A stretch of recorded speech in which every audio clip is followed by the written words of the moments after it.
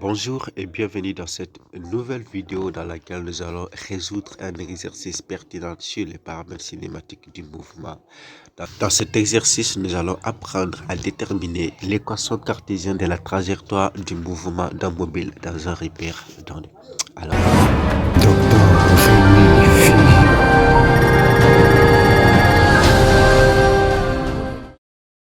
Alors, voici l'énoncé.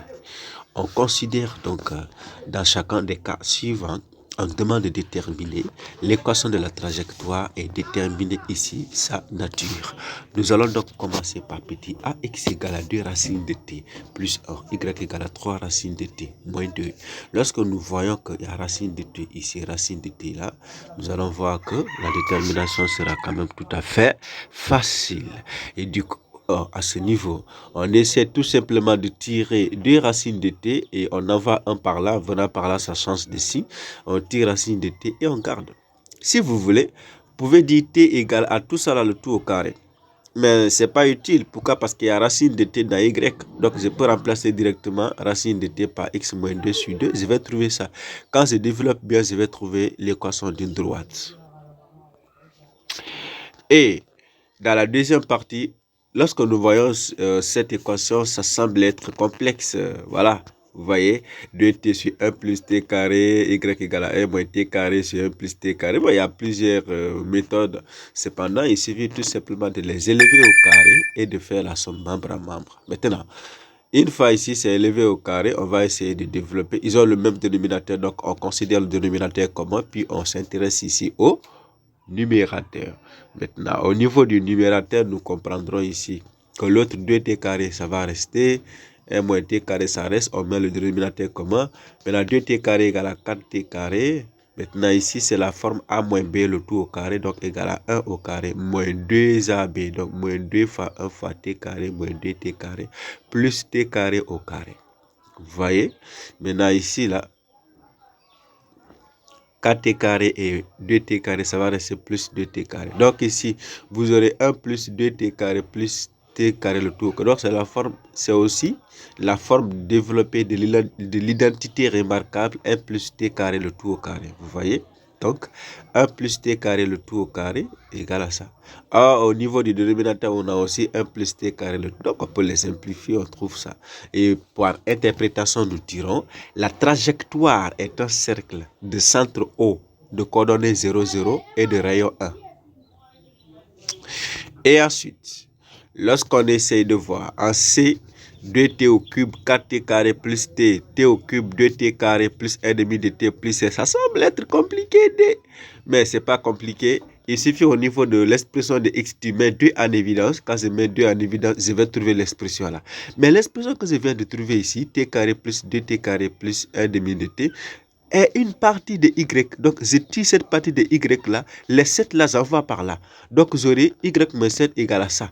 Mais là, l'expression qui est là, c'est ce qui se trouve en haut. Donc, mais comme l'expression là égale à y moins 7, donc je vais remplacer ici par y moins 7. Donc, j'aurai x égale à 2 facteurs de y moins 7. Si je tire y moins 7, ça sera x demi. J'envoie 7 par là, ça devient plus 7. Je vais trouver une droite. Donc, je dirais la trajectoire est une droite. Lorsque nous voyons maintenant les équations trigonométriques, là où il y a cos et sinus, il faut faire attention. Il y a deux critères qui doivent être respectés pour appliquer la formule normale. La première règle d'or, il faut que les valeurs qui affectent cos et sinus soient les mêmes, donc c'est le rayon de courbure de la trajectoire. Il faut que les angles au sommet soient les mêmes, donc ce sont les arguments. Ici on a 2t plus 1, 2t plus 1, ici on a 3, 3, donc ça respecte. Et automatiquement, comme 2 et moins 1 ne font pas partie de 2t plus 1 et 2t plus 1, on peut les envoyer par là. Donc on envoie moins 1 par là, ça change de signe, ça devient plus 1. Et 2 par là, ça change, ça devient moins 2. On les élève donc au carré, membre à membre, parce que c'est la meilleure façon d'éliminer cos et sinus. Quand on les élève au carré, on fait la somme membre à membre, on met 3 au carré en évidence. On aura cos carré plus sinus carré, c'est la relation fondamentale de la trigonométrie, ça sera 1. Donc ça va rester ça. Du coup, pour interpréter, ça c'est la forme x moins x0 au carré plus y moins y0, le tout au carré égale à r carré. Mais on remarque qu'au niveau de y0, il y a plus ici, donc ça sera moins.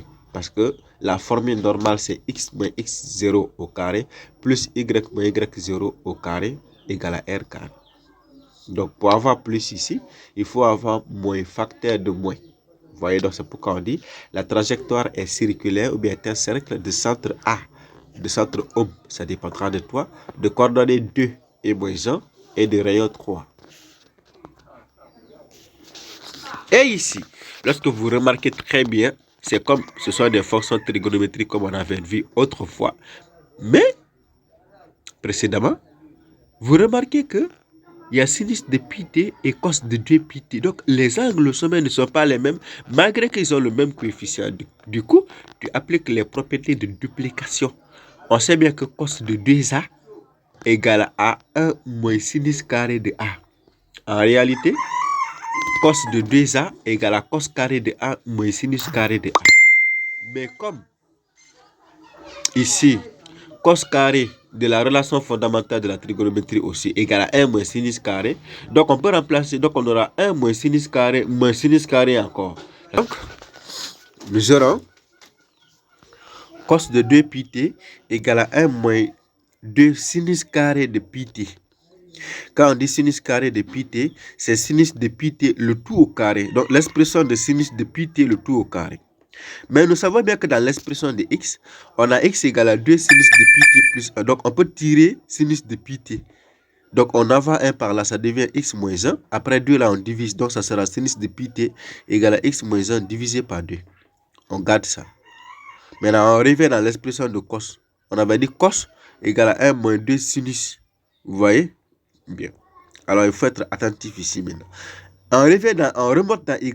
Y égale à 2 fois cos de 2 pi moins 3. Donc on revient là, on dit y égale à 2 fois cos de 2 pi moins 3. Mais comme cos de 2 pi égale à 1 moins 2 sinus carré de pi, je remplace. Donc ça sera 2 facteurs de 1 moins 2 sinus carré de pi moins 3 toujours, parce que moins 3 est là. Mais sinus de pi égale à x moins 1 sur 2.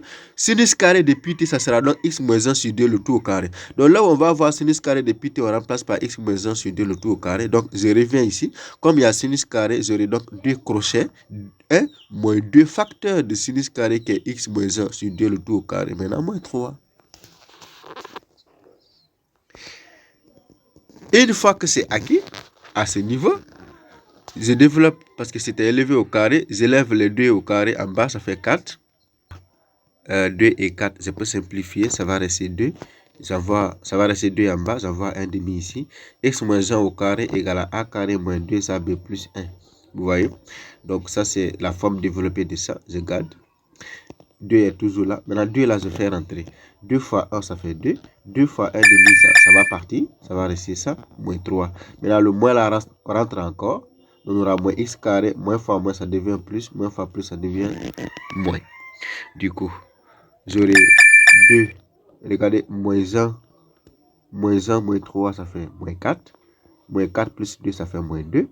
Après 2x ça reste ici, moins x carré reste là. Je vais trouver donc une parabole. Maintenant, comme x carré est affecté du signe moins, on dit la concavité est tournée vers le bas.